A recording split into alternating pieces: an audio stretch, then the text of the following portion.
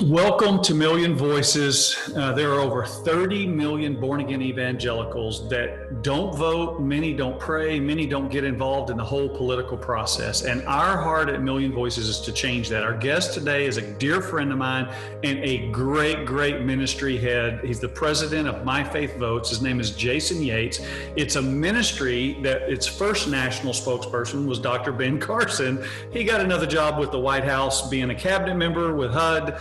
Great organization, great faith-based director, and now Mike Huckabee, I think, is their national spokesman. Jason, welcome to the program today. Hey, John, great to be with you. I love what you're doing. I love the alignment of our organizations, our purpose, our mission, and just great to join with you in this effort. Yeah, I feel the same way about you. One of the things that we'll talk about as we go through this today is how our hearts and many other people along that are like-minded with us are coming alongside, trying to find win-wins and trying to find synergies. That's right. It's been a joy to work with you, Jason. It really has. So tell our viewers kind of a little bit about My Faith Votes. How did you come to be in the position that you're in to steward that ministry? Yeah, so you mentioned Dr. Ben Carson, and it goes back to 2015. Our founder is actually my uncle. He's a literary agent. He's an attorney from Southern California. He represents some of the, best known Christian authors. You go into a Barnes and Noble, go to the Christian section. He probably represents, a third of those authors. I mean, it's really true. But one of those authors is Dr. Ben Carson. And you may be familiar with the book One Nation.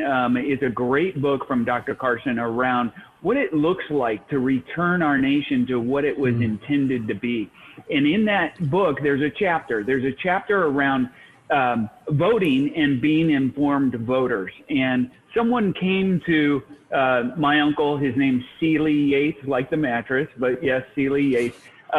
He doesn't own the mattress company though, right? He doesn't own it, but he's probably the only Sealy that's ever been. But anyway, Sealy got a phone call from someone said, I love this book.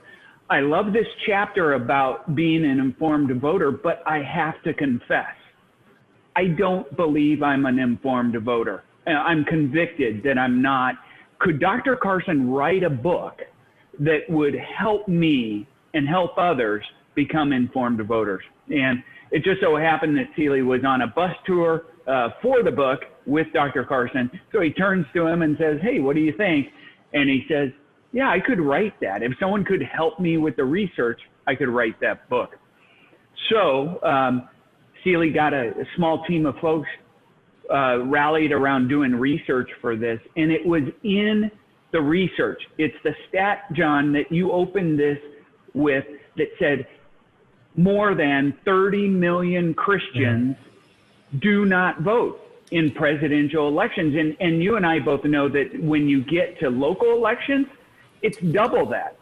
Yeah. And I mean, Sealy is a person, as I know you are, I hope I am, of someone who just lives his life fully integrated, his faith into all that he is, all that he does. And that stat blew him away because he could not understand someone who compartmentalizes their faith and says, I'll live my faith here, but over here, I won't do it. I won't bring the influence of my faith here.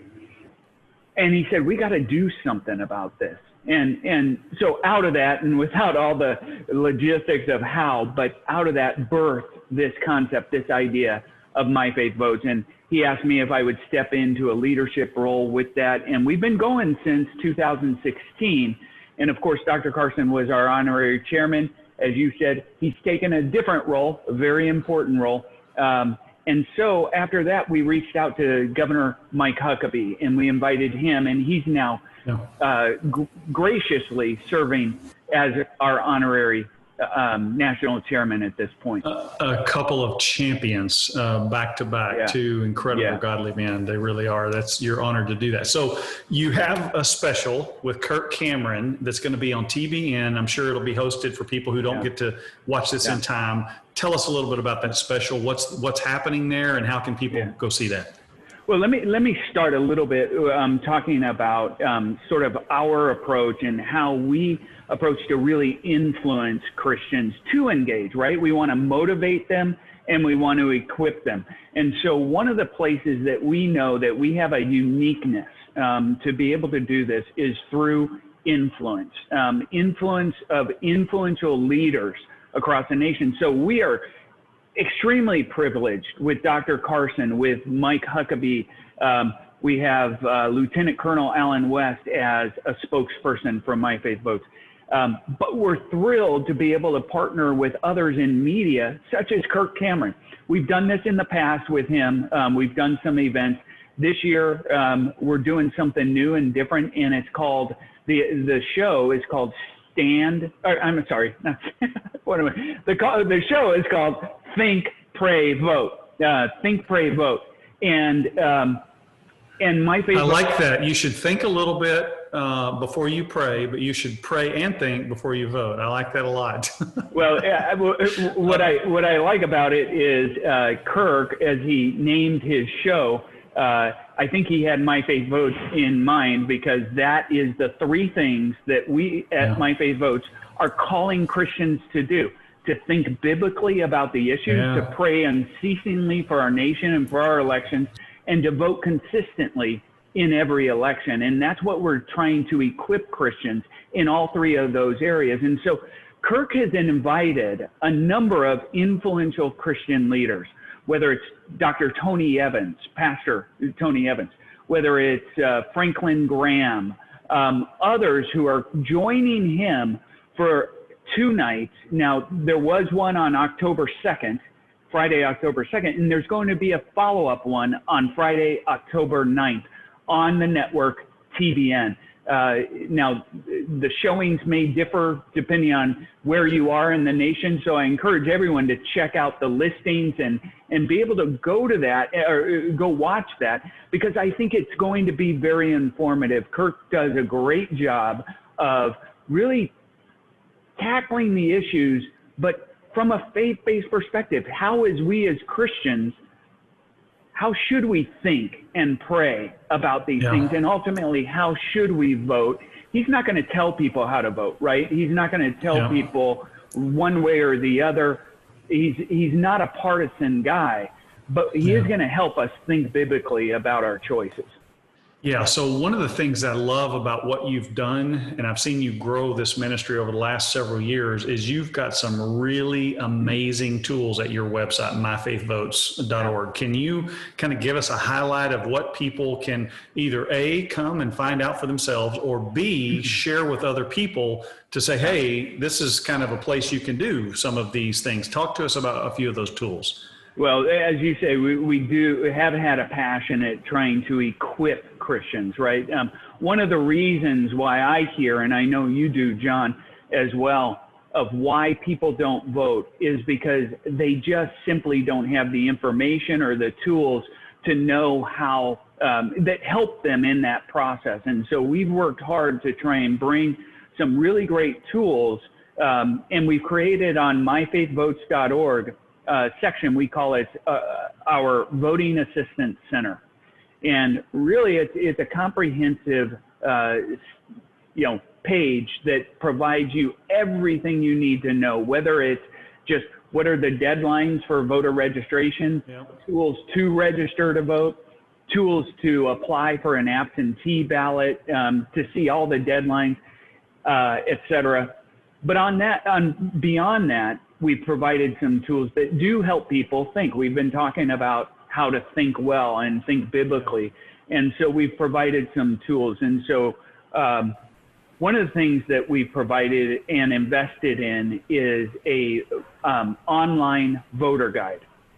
Now, you and I have partnered around, and you've done an incredible job at Million Voices of creating a one-pager for the presidential race that shows the candidates and where they stand. And I know you're working on Senate races as well in some key states. And so those are, valuable, quick tools. But we also know there are 100,000 elections happening across the United States in November. 100,000 elections. It's everything from president to governor to dog catcher, right? I mean, everything is on the ballot. So what we are committed to is trying to help people think about how they can bring the influence of their faith, not just at this presidential race that we get so worked up about, and it is incredibly important.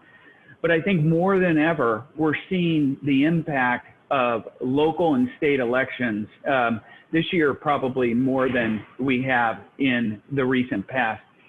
And so we've committed to an online voter guide that covers all of those races. Now, you may find a little less information when you're looking at a school board race and such, but it's designed to give you information so you can go there and know who's going to be on your ballot before you step into the voting booth, and what do they stand for, and who endorses them.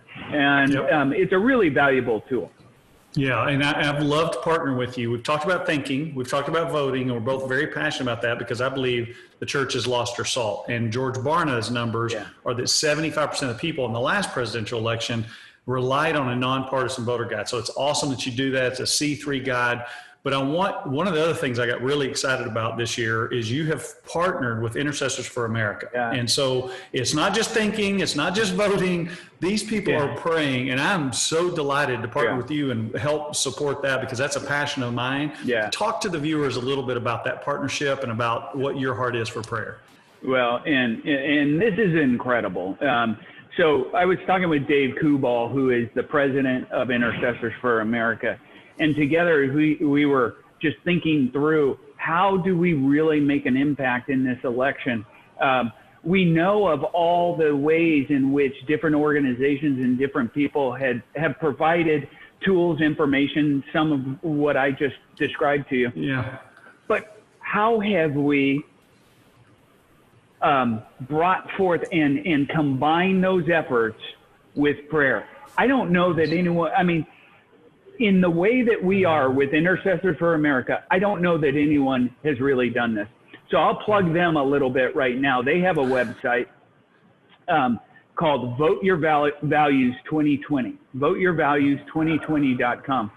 And if you go there, you can go to a map and you can see dots all over this map. And those dots represent people, actual people that we've identified who are Christian, who share our values, but aren't consistent in their voting habits. And so we want to encourage them, not only through the tools and resources we're sending their way, because we are, but encourage them through prayer. And so if you go to voteyourvalues2020.com, you can click on one of those dots and pray by name for that individual. Pray that they would just feel the urgency and the need and be encouraged and go to the polls from a biblical, voting through a biblical lens. I'm so excited about that because part of my passion, when you and I talked about it, and I talked to David and Chris, was I can't wait to prove empirically that when someone's not just educated but prayed for, it's going to increase because we know it's true spiritually. We set out to do this with our pastor's work years ago, and I knew it had to be true because biblically it's true. Nobody had ever measured empirically, so I know that's what we're going to find. I just want to prove it to the skeptics. I want to prove empirically that these people were actually prayed for, and it makes a difference. And I think I think it helps people's faith. I honestly do. I think people are going to, because I know several of our partners are part of that movement, and I prayed for 100 today. I prayed for 50 today. You sign up on their website and you just click on there and pray for those people, but it's going to make a difference because you're helping not just, I think that is your salt. That is your light. It's you helping wake up other people. You might not have knocked on their door. You might not have sent them a voter guide. You might not have helped them register, but you prayed for them, and the Holy Spirit can help move in that world. So let's shift gears a little bit. I love everything you're saying, but there's a small issue going on this year with the Supreme Court of the United States. Do you want to speak into why that might be important to our viewers? Yeah, well, here's the thing. I think obviously there are 9 seats on the court, and so so far, and I think you're hinting at the point. So there's an opening right now, and here's what I know is with a 99% certainty that seat is going to get filled before the end of the year. So I just want to say this: the outcomes of this election are not going to impact whether that seat gets filled, because I believe it is. Okay. Yeah.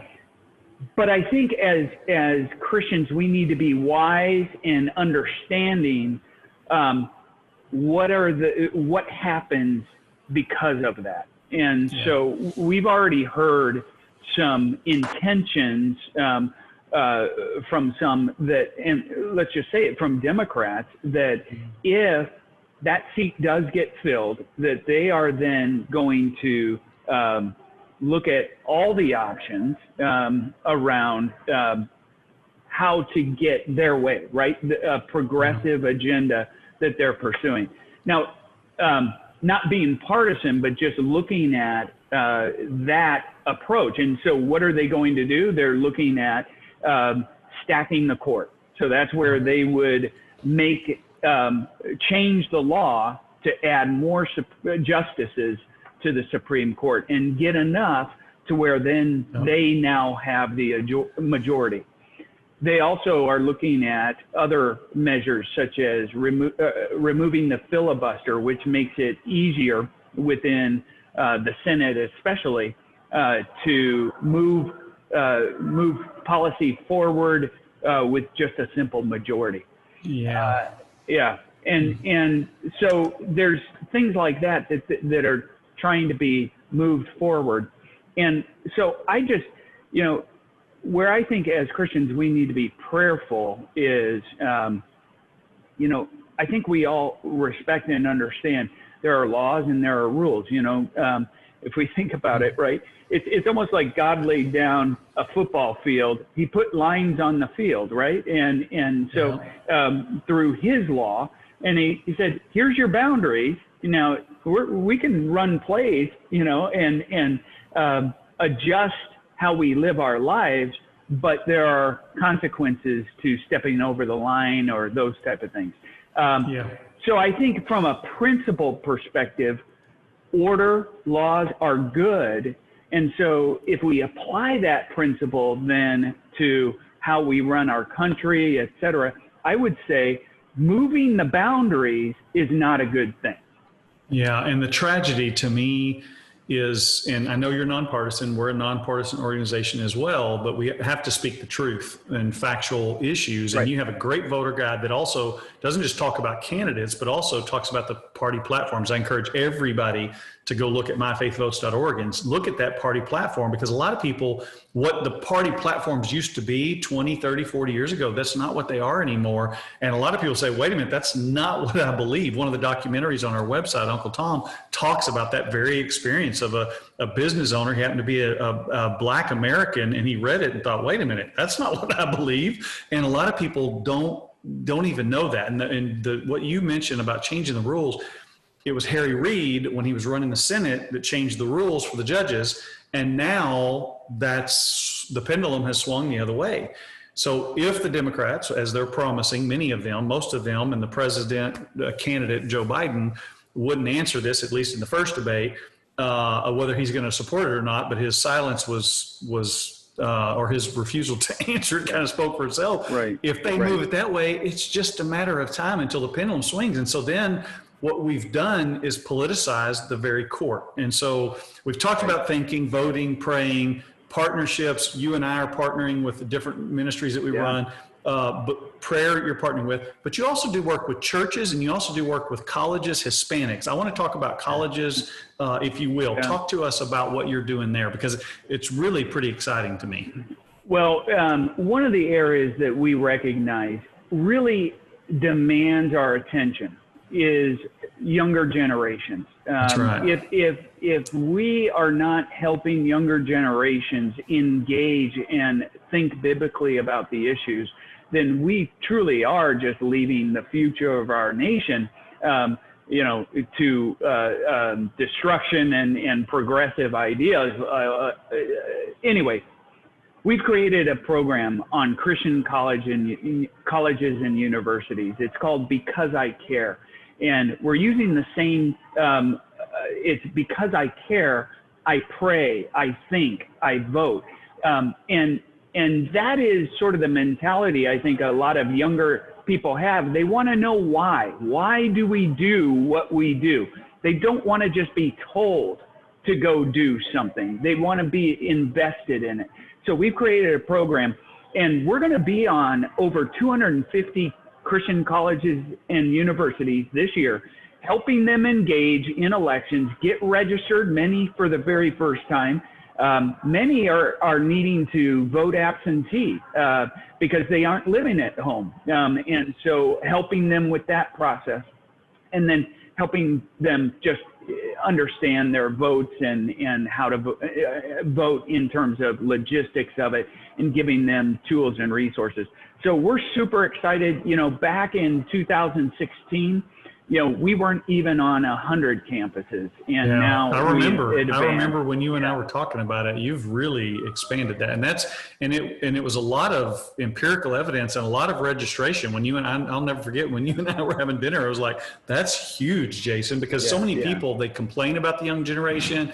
They've been educated to be socialists. They've been whatever, but instead of complaining about it, you're actually doing something about it. How do you do this? Do you have chapters? Is it all digital? Is it online? How do you go about serving that mission field? Yeah, so we've got a national program manager who is doing outreach to schools. We use a bottom up and top down approach. So we're going to the administration and we're saying, hey, School X, this is a great thing for you to do for your students because you're teaching them civics. You're helping them get engaged and form habits for the rest of their lives. That's right. And so we're getting the school to engage and send out messages, provide the tools and resources. But then we're identifying student reps on campuses who can hold tabling events, who will go around and put up posters, hand out flyers, that type of thing. And so the combination of those two really makes a difference. We got a lot of fun things they're handing out on the campuses and such. And I'll tell you what, here's what I think we really need to understand. Where this is not happening, there are others that are filling in the void. And what we are seeing on campuses, even on some Christian campuses, is organizations like Planned Parenthood coming in and setting up voter registration tables, etc. Yes, it is happening on some Christian campuses. And so we have to be wise as serpents, and we have to engage. And that's what we're trying to do. Yeah, and you're doing amazing. I wish I had time to talk about the Hispanics. You do a voter registration Sunday. You serve churches all over. Our time is limited, so I want to end with this question. What would you say to the viewers of this podcast of how to get involved? What's the greatest thing they can do, and why is it so critical? Not just this year, but to stay involved throughout the process. Well, first, you have to get involved by voting. You must bring the influence of your faith. Your faith has something essential to contribute. And so don't believe a lie that there's a separation of church and state. Don't become discouraged.